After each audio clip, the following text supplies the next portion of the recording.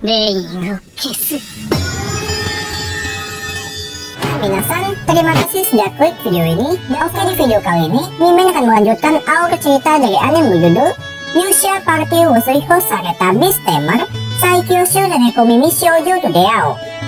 Sedikit mengingatkan di episode sebelumnya, kita sudah melihat Rain yang tak sengaja bertemu dengan seorang gadis peri bernama Sora, di mana sebagai ras yang sudah lama berselisih dengan manusia, tentu pertemuan pertamanya dengan Rain tidak berjalan mulus. Tapi setelah Rain membuktikan keseriusannya untuk ingin bicara baik-baik, akhirnya Sora pun mulai menerima kehadiran Rain, lalu bercerita kalau adik kembarnya bernama Runa telah ditangkap oleh pasukan Raja Iblis, di mana musuhnya sendiri adalah monster yang memiliki resistensi terhadap serangan sihir, sehingga meskipun mereka masuk dalam jajaran tas terkuat, tapi Sora tetap tak bisa menang karena serangannya sama sekali tidak berefek. Maka dari itu, ia yang sudah tidak tahu kepada siapa harus meminta pertolongan, akhirnya memohon pada Rain untuk menyelamatkan adiknya. Mampukah Rain menyelamatkan adik dari Sora sekaligus mengalahkan pasukan Raja Iblis? Oke, seperti biasa, jika kalian suka dengan konten seperti ini, bisa klik tombol subscribe yang ada di bawah. Dan Mimin juga minta like-nya sebagai uang parkir. Tanpa banyak basa-basi lagi, langsung saja simak ceritanya. Lanjut.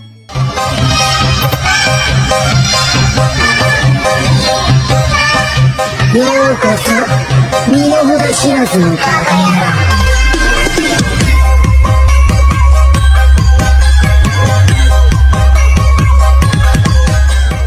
Di awal scene, terlihat kelompok Rain yang tengah diberitahu lokasi dari Shadow Knight berada, di mana Sora sendiri mau ikut pergi bersama mereka demi menyelamatkan adiknya.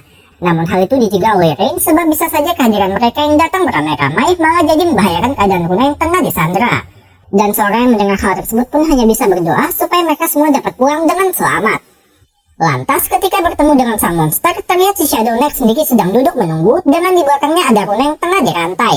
Dan melihat hal tersebut, mereka pun langsung bergerak sesuai yang telah direncanakan, di mana meski sadar kalau Shadow Knight memiliki kekebalan terhadap serangan sihir, Rain tetap menyerangnya dengan Fireball supaya Kanade bisa maju melancarkan serangan kejutan, kemudian disusul dengan pukulan dari Rain sendiri. Akan tetapi, meski sudah dilakukan sesuai rencana, si monster masih belum tumbang, malahan sadar kalau mereka adalah utusan Sora yang datang untuk menyelamatkan adiknya.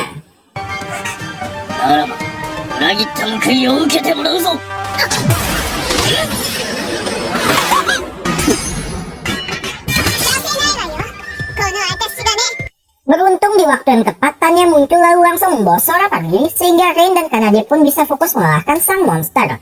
Namun julukannya sebagai pasukan Raja Iblis bukan hanya isapan jempol semata, ketika si Shadow Knight dapat memutar pedang besarnya hingga membuat posisi Rain serta Kanade pun tak bisa maju untuk menyerang.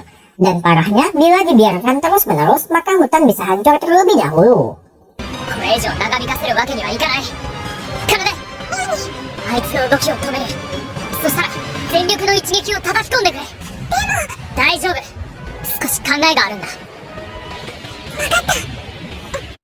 Pertama-tama, Rain pun memfokuskan kesadarannya untuk melakukan kontrak dengan sekompi pasukan lebah pelumpuh, di mana meski tahu kalau racun mereka mungkin tak akan mempan, tapi setidaknya bisa digunakan untuk mengalihkan perhatian. Dan selama itu berlangsung, Rain pun mengeluarkan satu skill rahasianya, yakni melakukan boost pada Kanade atau meningkatkan status fisiknya selama sekian detik.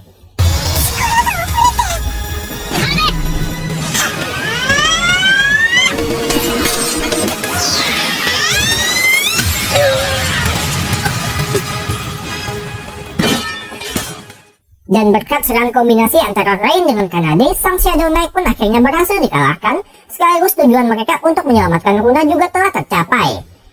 Sedikit info mengenai skill boost, kemampuan tersebut merupakan skill yang sudah punah, serta hanya bisa digunakan oleh seorang Beast Tamer saja. Dan Rain dengan gampangnya menjawab kalau skill tersebut ia pelajari dari desanya. Makin bikin penasaran aja kampung si Rain ini. Kemudian ketika kembali ke Sora, gadis peri itu pun terlihat sangat senang karena bisa berjumpa lagi dengan adiknya dalam kondisi sehat walafiat. Dan sedikit tips dari Mimin biar gampang bedakan kakak beradik ini adalah dengan melihat aksesoris di rambut mereka. Kalau Sora masih berbentuk kuncup, sedangkan Runa sudah mekar. Dan mungkin sedikit petunjuk ini juga bocoran dari pembuat animenya yang mengartikan kalau pemikiran Runa jauh lebih dewasa ketimbang kakaknya dalam artian berbeda. Terbukti ketika gadis itu membayangkan perlakuan macam apa yang akan ia terima jika tidak diselamatkan oleh Rain.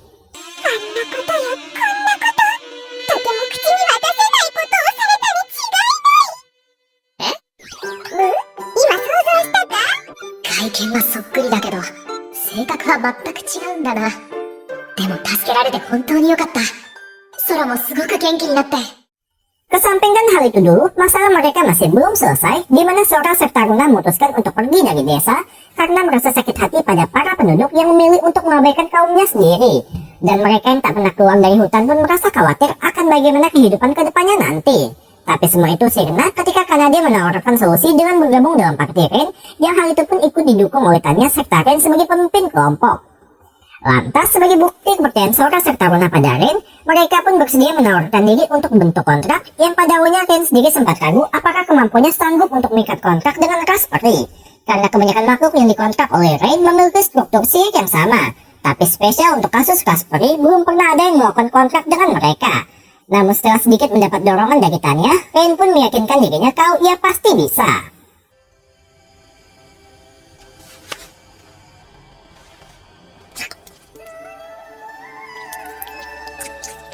契約時に切り上げる魔力を間違えれば、こちらの言葉が対象の魂に届くことはなく、どのような構造の魔力を埋めればいい?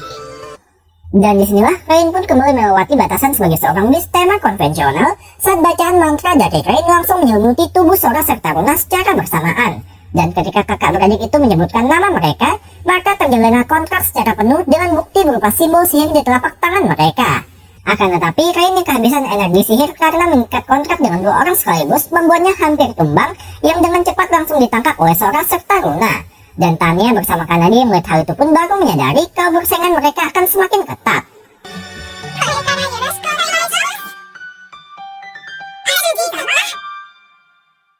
Sekembalinya Rain ke kota untuk menyerahkan perisainya pada kelompok Arios, mereka pun serempak kaget begitu mengetahui kalau Rain hanya dalam kurun waktu 2 hari saja berhasil mendapatkan perisai tersebut.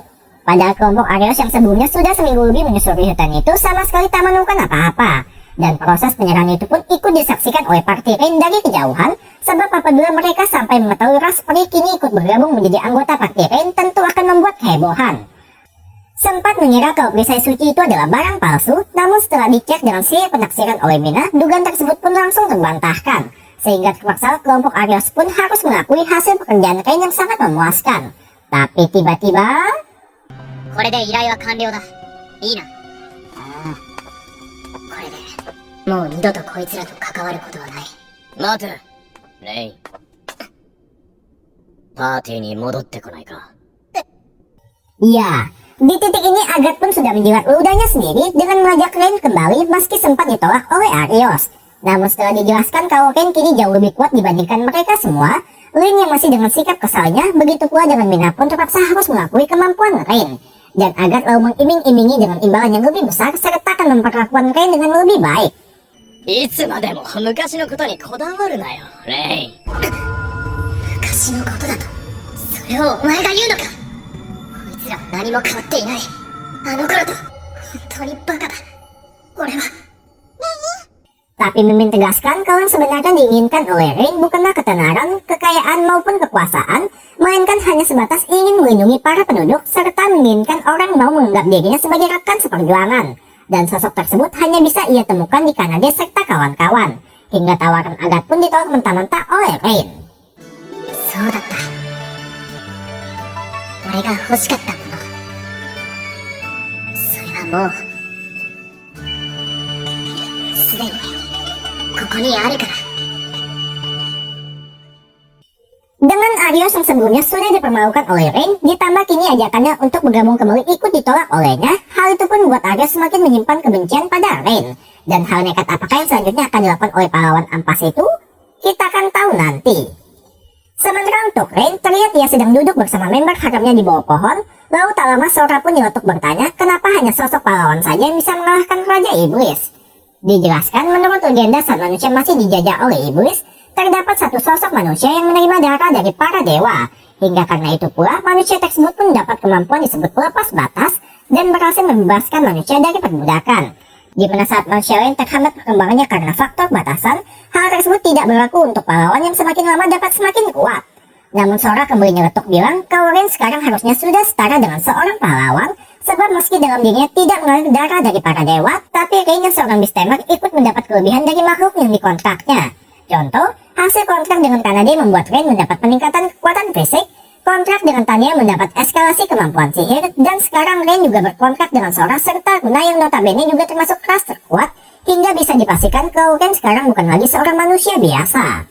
レイがもっともっとたくさんの最強種と契約してどんどん力をつけていったらレイも魔王を倒せるくらいに強くなるかも。あの勇者に任せるよりよっぽどね。世界を救うのならあの人間よりレイがいいです。 Setelah kejadian itu, terlihat parti Rain yang sedang sarapan bersama, dan Tanya menyarankan agar Rain mengganti perlengkapannya dengan yang baru, sebab equipmentnya dirasa sudah tak mampu mengimbangi perkembangan tubuh Rain. Dan berhubung kemarin ia juga mendapat banyak imbalan dari Arios, maka diterimalah saran tersebut. そうだな。アリオスからの依頼報酬で今はちょうど懐もあったかいし。揃えるか、新装備。守りたい仲間もまた増えたしな。 Singkat cerita, ketika sampai di toko senjata, nampak tempat tersebut dijaga oleh seorang dwarf bernama Gans, di mana sebagai seorang penjual, harusnya Gans lebih bersikap ramah pada calon pembelinya. Tapi pedagang satu ini malah menetap sinis ke arah mereka. Dan Rain pun tak mempermasalahkan hal tersebut asal ia bisa mendapatkan senjata yang bagus. Lantas, Kuna pun menyarankan sebuah pecut atau cambuk karena dirasa benda itu akan sangat cocok bagi Rain yang seorang beast tamer. Apalagi bisa dipakai untuk berbagai hal lain, ucap Luna sambil menggoda kakaknya.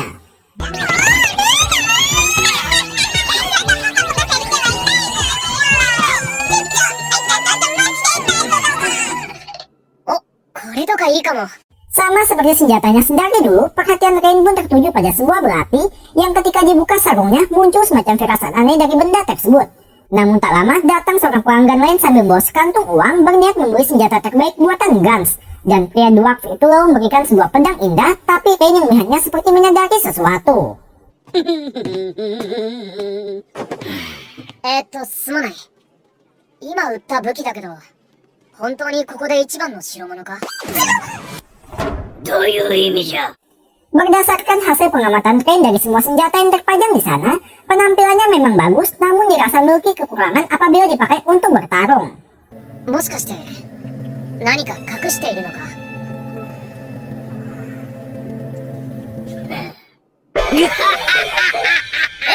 なかなか見る目があるの、小僧。正解じゃよ。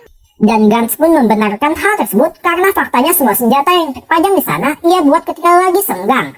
Berbeda dengan beberapa senjata khusus yang ia buat sepenuh hati sama seperti malika kacang kedelai hitam spesial. Tentu Gans melakukan hal tersebut bukan tanpa sebab, di mana sebagai seorang pembuat senjata, pedang buatannya sudah ia anggap seperti anak sendiri. Namun tidak dengan para pembelinya yang begitu mendapat senjata yang lebih bagus, maka senjata lamanya akan langsung dibuang begitu saja. Menurut pandangan Mimin sebagai pembeli, harusnya sikap Gans perlu lebih diperbaiki sebab ia juga tidak tahu bagaimana perjuangan calon pembelinya dalam mengumpulkan uang demi bisa membeli barang impian mereka. Tapi Gans malah menganggap sebuah bendawati seperti anak sendiri. Terlihat jelas Jonosnya.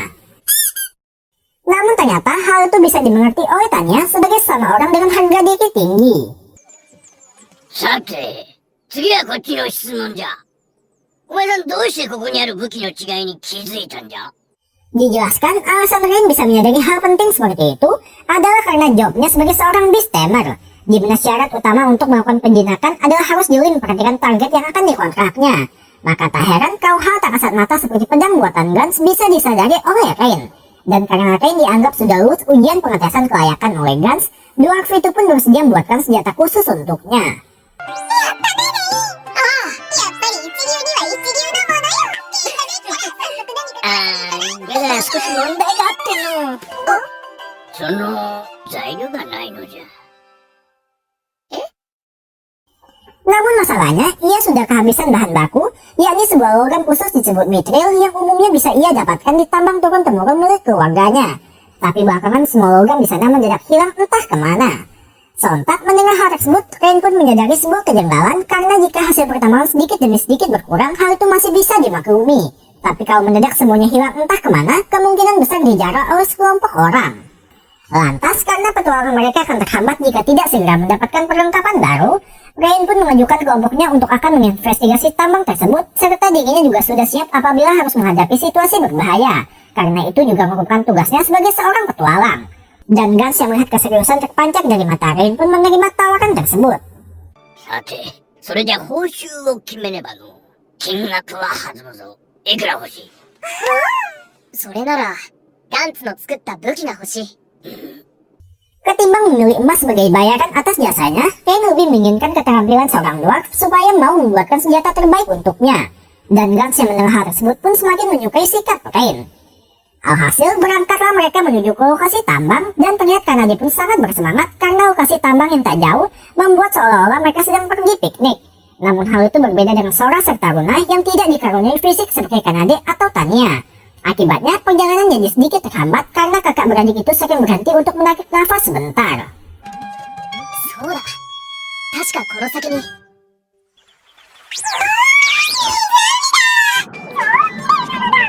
場所じゃないレイ。休憩するならここだと思ってな。それならレイ、ちょっと水浴びしてもいい？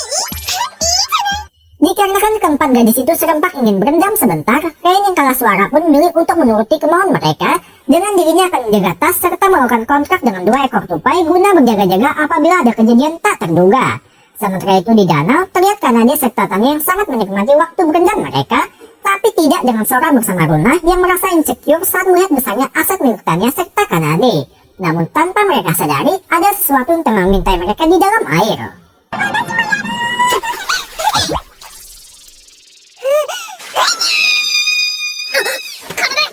Sontak, Rain pun langsung bergegas berlari menuju sumber suara. Yang anehnya tupai kontrak Rain sama sekali tidak merespon apa-apa. Tapi tiba-tiba...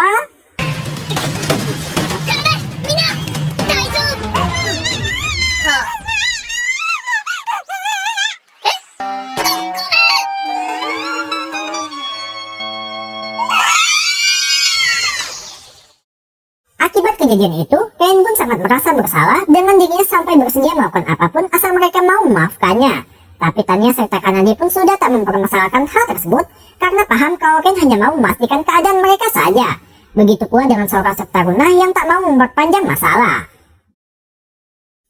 Kemudian ketika sampai di tempat tujuan, terlihat mereka pun waspada dengan mengawasi dari depan pintu masuk tambang. Namun begitu Rain melihat gerakan aneh dari seekor burung, ia langsung menyadari kalau mereka sudah ketahuan. Terbukti ketika keluar 2 orang pria dari arah dalam tambang mencari keberadaan mereka. 迎撃する。でも情報を引き出したいからやりすぎには注意してくれ。了解。やりすぎ注意って言ったはずなんだけど。 Mengira kalau sudah kehilangan kesempatan untuk mengorek informasi, disinilah Sora serta Runa pun menunjukkan kemampuan spesial dari kelas putih yang ternyata bisa mengintip isi pikiran seseorang menggunakan sebuah skill disebut Memory Search. Hingga terkuaklah kalau memang benar mereka adalah penjara yang telah mengambil semua logam mithril dari tambang sampai habis tak bersisa. Ditambah berdasarkan gerakan janggal dari burung sebelumnya, kemungkinan besar ada seorang Beastamer di antara mereka. でもどうしてバレたのかな。敵は上空から俺たちを見張っていたんだ。おそらくは敵にビーストテーマーがいる。 Lantas sembari berjalan dengan perasaan penuh waspada, tiba-tiba dari arah depan muncul sebuah serangan sihir yang dengan cepat langsung ditangkis oleh Sora serta Runa. Dan ketika penyerang musuh hendak melancarkan serangan susulan, kedua kakak beradik itu pun tak diam begitu saja, di mana mereka langsung mengikat musuh dengan semacam sihir belenggu yang juga mampu menjaga kemampuan sihir lawan. Dan rekan lain yang mencoba menyerang menggunakan serangan fisik pun langsung dihadang oleh Tanya serta ikut dilumpuhkan oleh Kanade. Hingga tinggal menyisakan sang Beastamer, sebut saja Agus yang masih berdiri. 洞窟の現行犯だ。おとなしくしろ。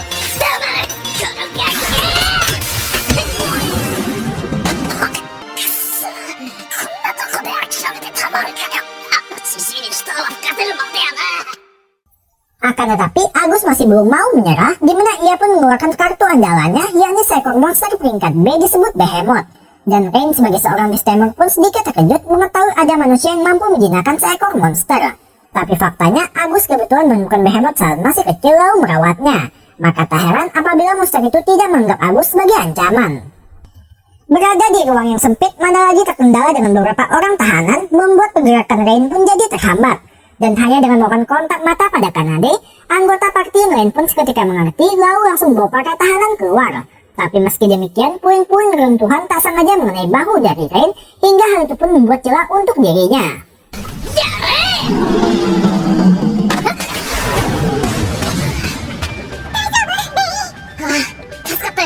Beruntung di waktu yang tepat, Kanade kembali masuk untuk membantu tuannya, dan sekarang karena mereka jadi 2 melawan 2, Rain pun minta Kanade untuk mengalahkan Agus, Sementara dirinya akan menghadapi Behemoth.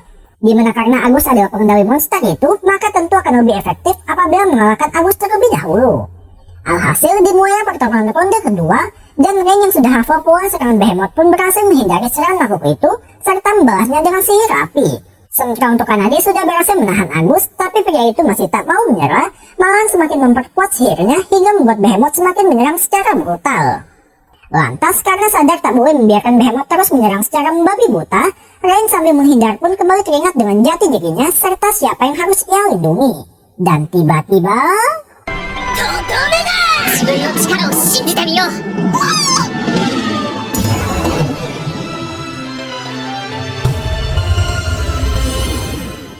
Tak perlu heran lagi, Rain kembali mengeluarkan skill spesial di mana ia mampu mengambil alih kepemilikan Behemoth dan yang semua milik Agus kini menjadi miliknya. Dan karena dia yang baru pertama melihat skill semacam itu pun merasa kagum pada tuannya.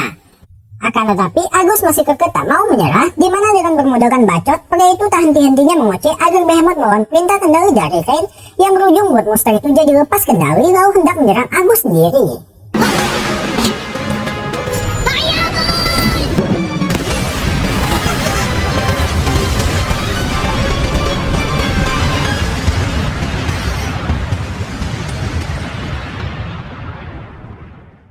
Pada akhirnya, Rain sendirilah yang mengalahkan monster itu, dan ia pun cukup merasa bersalah karena harus memusnahkan monster yang sudah ia jinakkan.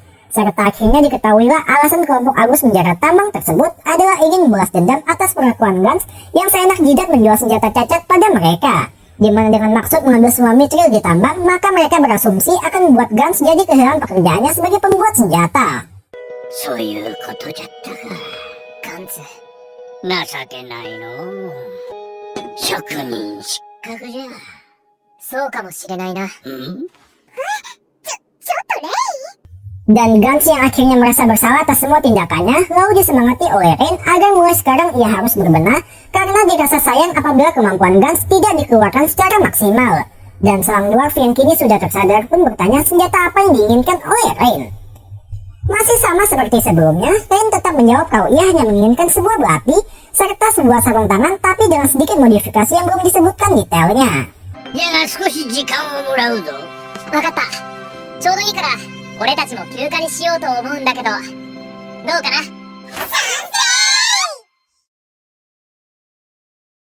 Sementara itu di lain tempat, terlihat seorang bapak-bapak yang sedang melakukan sesi interview bersama Arios, di mana sebelumnya mereka sudah menempel poster peta kerutan di guild demi mencari sosok yang sekiranya bisa mengisi kekosongan dari Rain.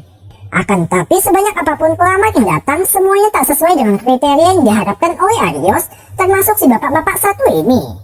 私はビーストテイマーです。戦闘であれば、熊などを刺激して戦うことができます。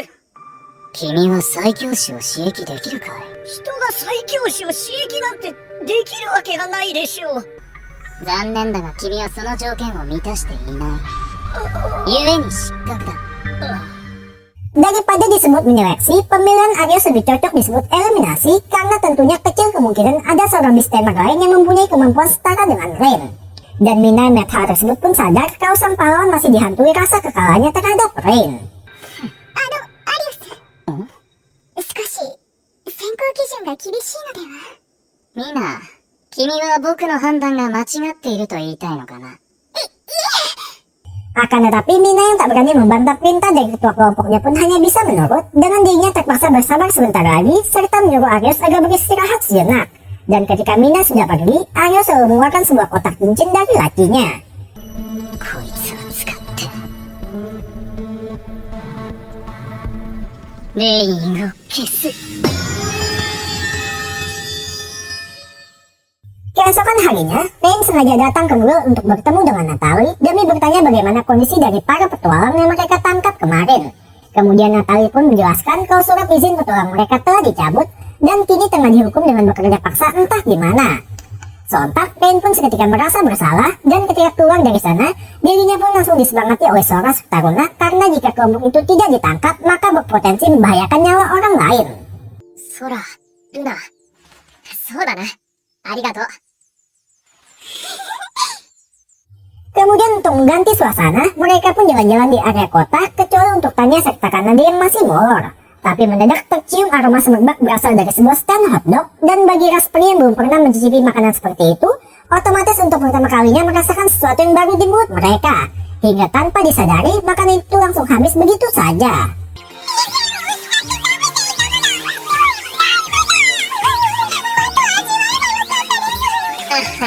気に入ったならまた来ようか。ああ、次はカナデとタニアンも一緒にな。 Kembali ke pembicaraan, berhubung Ren sebelumnya telah melakukan kontrak dengan Kanade lalu mendapat peningkatan kekuatan fisik, begitu pula dengan Tanya dan mendapat eskalasi kemampuan sihir, maka kedua kakak beradik itu pun penasaran dengan kemampuan apa yang Ren dapatkan dari hasil kontrak mereka. Apa mungkin Ren sekarang bisa menggunakan sihir absolut atau sihir yang dikatanya lebih tinggi dibandingkan dengan sihir kelas dewa?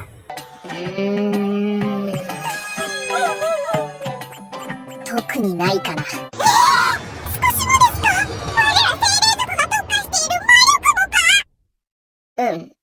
Namun memang tidak ada perubahan atau mungkin belum muncul saja, Ren sama sekali tak merasakan adanya perubahan dari tubuhnya. Yang hal itu pun otomatis membuat Sora serta Runa jadi kecewa. Namun Ren pun berusaha menyemangati kakak beradik itu kalau ia tidak memutuskan untuk berteman dengan mereka karena sebatas menginginkan kekuatan semata. Melainkan hanya ingin berteman dengan orang yang mau menerima dirinya apa adanya, tidak seperti kelompok Arios yang langsung membuangnya begitu dirasa sudah tidak diperlukan.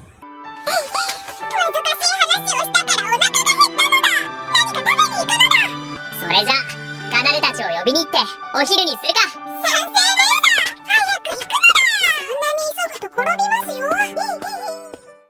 Tapi di tengah kebahagiaan mereka, mendadak muncul seorang karakter antagonis baru bernama Edgar Fromage yang katanya langsung tertuju ke arah Sora serta Runa karena wajah mereka yang kembar. 気に入ったぞ。よし、お前たちを俺の女にしてやろう。 Siapakah sebenarnya sosok Edgar dan apakah Ren akan kehilangan member hakamnya di sana? Bersambung di video selanjutnya. Oke minasan, cukup sekian audio cerita dari anime berjudul Yusha Party wo Suihou Sareta Miss Tamer Saikyo Shou Nenekomi Shoujo Tudeo episode 7-9 kali ini.